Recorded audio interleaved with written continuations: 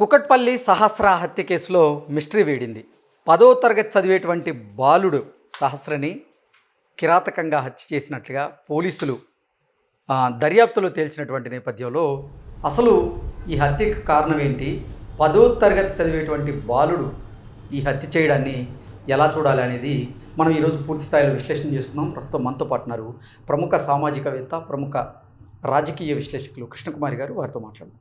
Madam నమస్తే. Madam నమస్తే. 10వ తరగతి చదివేటువంటి బాలుడు, ఆ బాలుడు సహస్రని హత్య చేసినట్లుగా పోలీసుల విచారణలో తేలింది. ఏంటి మేడం, 10వ తరగతి చదివేటువంటి బాలుడు సహస్రని హత్య చేశాడంటే అసలు దీన్ని ఎలా చూడాలి?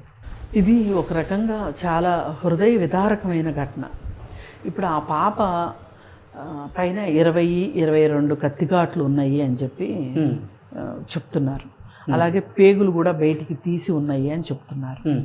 అసలు ఇంతటి నేరం ఇంత రాక్షసంగా చేశాడు అంటే ఎంత చెయ్యి తిరిగిన నేరస్తుడు చేశాడు అని ఇన్ని రోజులు మనం ఆలోచించాం. రకరకాలు చేతబడులు అనుకున్నాం, అది అనుకున్నాం, ఇది అనుకున్నాం, వాళ్ళ నాన్నే చేశాడా అనుకున్నాము, వాళ్ళ అమ్మ తాలూకు వాళ్ళు ఎవరైనా చేశారా, ఇలా రకరకాల ఊహాగానాల మధ్యలో చివరికి తేలింది ఏంటి అంటే ఒక 10వ తరగతి పిల్లాడు చేశాడు ఇది అని. ఈ 10వ తరగతి పిల్లాడు చేశాడు ఇంతటి ఘాతుకము అంటే నిజంగా ఈరోజు సమాజం సిగ్గుపడాలి. అసలు సమాజం ఎటుపోతుంది. అందుకే నేను సిగ్గుపడాలి అంటున్నాను. కనీసం ఒక్క సెకను అసలు ఏమై ఉంటుంది, దీనికి కారణం ఏమై ఉంటుంది అనుకుంటే నాకు ఈ 10వ తరగతి పిల్లోడు పేగుల్లాగాడు అనే సంగతి చూసి విన్న వెంటనే నాకు నిర్భయ ఘటన గుర్తొచ్చింది. నిర్భయ ఘటనలో కూడా 6 నిందితులు ఎవరైతే ఉన్నారో వాళ్ళల్లో ఒక అతను మైనర్. ఆ మైనరే ఎక్కువ పాశవికంగా చేశాడు అని చెప్పి తెలిసింది.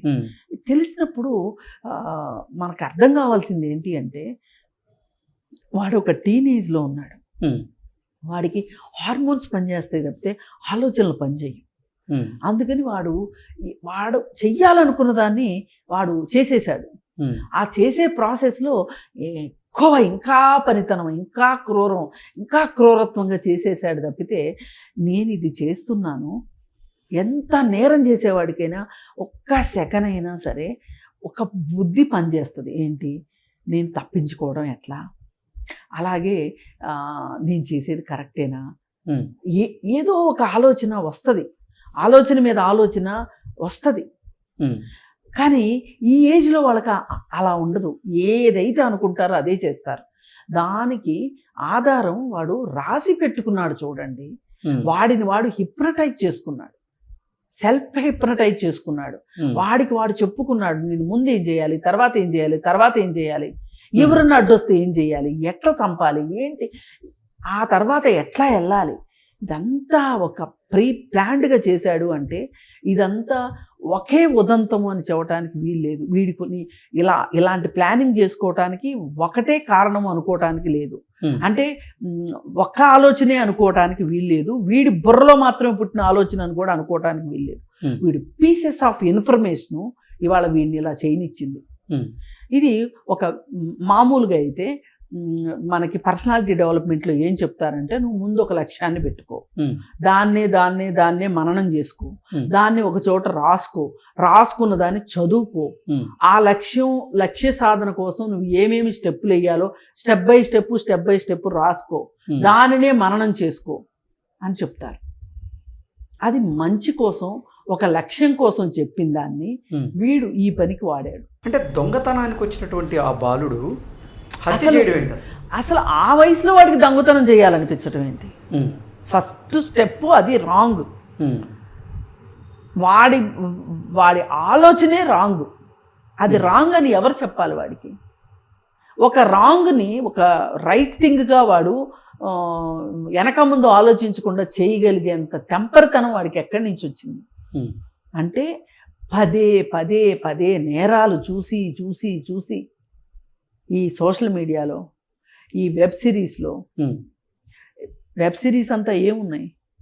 క్రైమ్ వెబ్ సిరీస్ మొత్తం. దానికి సెన్సార్ లేదు, ఏమీ లేదు. కనీసం సినిమాలకు సెన్సార్ ఉంది, వెబ్ సిరీస్కి సెన్సార్ లేదు.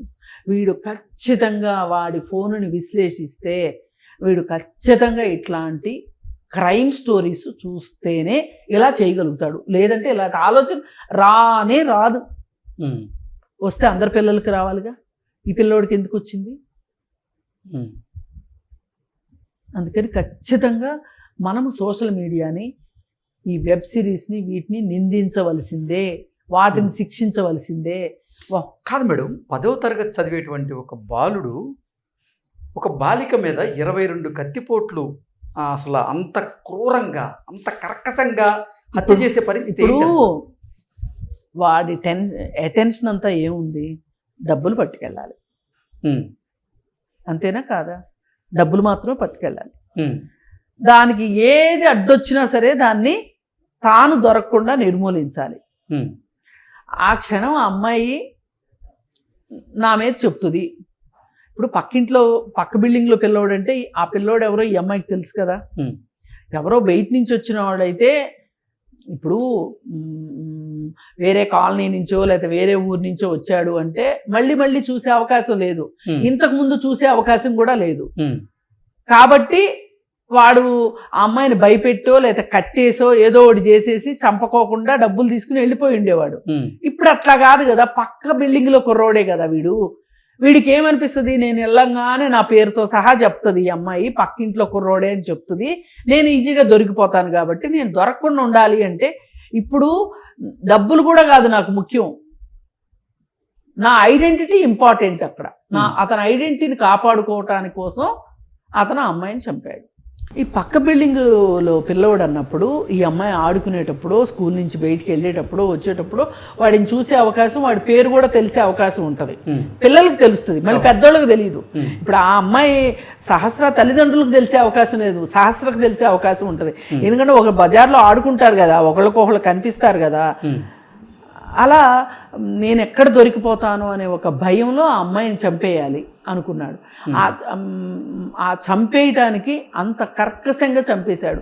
ఏమో సరిగా చంపానో చంపలేదో, సరిగా చంపానో చంపలేదో అని మళ్ళీ పొడిచి అసలు నాకు తలుచుకుంటే ఆ పిల్ల ఎంత వేదన అనుభవించి ఉంటుంది. ఒక్క కత్తిపోటుకైతే ప్రాణం పోయి ఉండదు కదా, ఎంత గిలగిల్లాడిపోయి ఉంటుంది ఆ పసి ప్రాణం. ఇవన్నీ ఒక ఎత్తు అయితే, అసలు ఇప్పుడు ఈ పిల్లోడు, ఆ అమ్మాయి ఏం చేసినా ఆ అమ్మాయి తిరిగి రాదు. ప్లస్ ఆ తల్లిదండ్రులు వాళ్ళ గర్భకోశాన్ని అంటే వాళ్ళ ఏడుపుని ఎవరూ తగ్గించలేరు. కానీ ఇప్పుడు భయపడాల్సింది ఏంటి అంటే, మన సమాజంలో ఈ ఒక్క పిల్లోడే ఉన్నాడా నేరస్తుడు? ఎంతమంది పిల్లలు ఉన్నారో కదా, మన పక్కింట్లోనే ఉన్న పిల్లలు నేరస్తులు అనే ఒక భయం ఇవాళ సమాజాన్ని ఆవరిస్తుంది కదా. ఈ భయాన్ని పోగొట్టడం ఎట్లా? ఇది ఇప్పుడు తక్షణ కర్తవ్యం. అసలు ఇట్లాంటి పిల్లలు ఎందుకు తయారవుతున్నారు, ఇట్లా ఎందుకు పిల్లలు తయారవుతున్నారు అనే దాని మీద లోతుగా అధ్యయనం చేయకోకుండా, ఆలోచించకుండా ఇప్పుడు ఈ కేసు స్టడీని, ఇప్పుడు ఈ పిల్లవాడి మనస్తత్వాన్ని, ఎందుకు ఈ పిల్లోడు ఇలా మారాడు అనేది ఒక స్టడీ రాకపోతే గనక, ఇప్పుడు మన దేశంలో దురదృష్టం ఏంటి అంటే, మనం ఏ నిందితుడిని ఒక కేస్ స్టడీగా చూడం, వాడిని నిందితుడిగానే చూస్తాం. నిందితుడే, నేను కాదనట్లా, కానీ ఆ నిందితుడు నుంచి నేర్చుకోవాల్సింది ఏంటి? మనం కొన్ని అవుట్పుట్స్ నేర్చుకోవాలి కదా, ఇన్పుట్స్ మనం తీసుకోవాలి కదా వాళ్ళ దగ్గర నుంచి. తీసుకుంటే ఏ పరిస్థితిలో ఈ నేరం జరిగింది అనేది మనకు అర్థమైతే ఆ పరిస్థితులు మనం నివారిస్తే నేరాలను అరికట్టగలుగుతాం. కానీ నేరం చేసిన ప్రతి వాళ్ళని తీసుకెళ్లి అరెస్ట్ చేసి జైల్లో పెట్టినంత మాత్రాన దేశంలో నేరస్తులందరినీ రూపుమాపగలుగుతామా? లేదు కదా. అందుకని మనకి అసలు ఈ నేర మనస్తత్వానికి రీజన్స్ ఏంటి అని నేను అతని వైపు నేను ఆలోచించట్లా, అతని నేరం గురించి తెలుసుకోవాలనుకుంటున్నా. ఇప్పుడు ఎన్ని చేసినా ఏం చేసినా వాడికి 15 ఏళ్ళు ఉన్నాయా, 13 ఏళ్ళు ఉన్నాయా, 12 ఏళ్ళు ఉన్నాయా అనేది సమస్య లేదు. అతను నేరస్తుడే. కాకపోతే మైనర్ కాబట్టి బాల నేరస్తుడు అంటారు తప్పితే నేరస్తుడే. అతన్ని జువైనల్ హోమ్కి పంపిస్తారు, పెద్దవాళ్ళు ఉండే జైలుకి పంపకపోవచ్చు. జేజే యాక్ట్ ప్రకారం, జువైనల్ జస్టిస్ యాక్ట్ ప్రకారం అతన్ని విచారిస్తారు, శిక్ష విధిస్తారు, జువైనల్ హోమ్లో పెడతారు. అయితే అసలు ఇప్పుడు వీళ్ళని శిక్షించే విధానము వయసును బట్టి శిక్షిస్తామా, చేసిన నేర తీవ్రతను బట్టి నిర్ధారిస్తామా అంటే నిర్భయ అప్పటి నుంచి ఈ ప్రశ్న ఈ రోజుకి ఇంకా కొనసాగుతూనే ఉంది. 2014 నుంచి 2012, 13 నుంచి ఇప్పటి వరకు అది కొనసాగుతూనే ఉంది. ఏంటి అసలు దీనికి పారామీటర్స్ ఏంటి? ఇప్పుడు మైనర్ అన్నప్పుడు మైనర్ లాగా ఉన్నాడా? లేడు. మేజర్ చేసినప్పుడు ఏం శిక్ష వెయ్యాలి అనే దానికి అవసరమైతే చట్టాలు కూడా మార్చాల్సిన అవసరం ఉంది. ఎందుకంటే వీళ్ళని సంస్కరణ దిశగా నడిపించాల్సిన అవసరం కూడా ఉంది. ఇప్పుడు పోయినసారి మనం జీడిమెట్లలో ఒక హత్య కేసులో చూసాం. పిల్లలిద్దరిని జైల్లో పెట్టారు, అబ్బాయిలనిద్దరిని, అన్నలదమ్ములనిద్దరిని. మరి వాళ్ళ నుంచి మనం ఏమి రాబట్టగలిగాము? ఆ మనస్తత్వానికి సంబంధించి మనం ఏంటి చేయగలిగాము? దీని మీద రీసెర్చ్ ఏది? మనం ఈ రోజుకి చెప్తే ఫీల్ అవుతారు కానీ జనాలు, ఈ రోజుకి మనం case studies London, America case స్టడీసే ఫాలో అవుతున్నాం. ఈ రోజుకి ఇక్కడ లోకల్ వాటి గురించి పరిశోధన చేసే ఉద్దేశం మనకు లేదు. పరిశోధన చేయటానికి కావాల్సినంత అనుకూలమైన పరిస్థితులు లేవు, పరిశోధకులు లేరు. మనం ఎప్పుడైనా సరే మనకి ఎట్లా అర్థమవుతుంది అంటే, మీరున్నారు, మీ మనసులో ఏముందో తెలియాలి. మీరు మంచిగా ఉంటే ఎందుకు మంచిగా ఉన్నారు అని అడగక్కర్లా. చెడుగా ఉంటే ఎందుకు చెడుగా ఉన్నారో తెలుసుకోగలగాలి. ఇది ఇప్పుడు కావాల్సింది. ఈ 15 ఏళ్ల పిల్లవాడు ఈవేళ ఈ విధంగా పేగులు తీసి పక్కన పెట్టేంతలాగా కర్కశంగా ఉన్నాడు అని అంటే ఎందుకు ఇలా ఉన్నాడు? ఇది ఖచ్చితంగా టీనేజ్ ప్రభావమే కాదనడం. ఏది ఆ భయం లేకపోవటం, ఆ నిర్భీతి, అవన్నీ నెగటివ్ సెన్స్లోనే పాజిటివ్ సెన్స్లోనే మాట్లాడట్లా. దీనివల్ల సమాజానికి జరిగే నష్టం. ఇప్పుడు ఆ పాపకి ఏంటి, ఆ పాప చేసిన తప్పు ఏంటి చెప్పండి? నిండు 100 ఏళ్ళు బతకాల్సిన పిల్ల ఇలా అర్ధంతరంగా చచ్చిపోవాల్సిన అవసరం ఏంటి? ఆ తల్లికి అంత కడుపుకోత రావాల్సిన అవసరం ఏంటి? ఇప్పుడు పైగా ఇదంతా ఆ చిన్నోడు ఉన్నాడు చూసారా, ఆ చిన్నపిల్లోడి మీద ఎంత ప్రభావం ఉంటుందో తెలుసా? ఈ సహస్ర తమ్ముడు మనసు మీద ఇది చెరగని ముద్ర. అసలు ఇప్పుడు ఆ బాబుకి థెరపీ కావాలి, ఆ బాబు కౌన్సిలింగ్ కావాలి.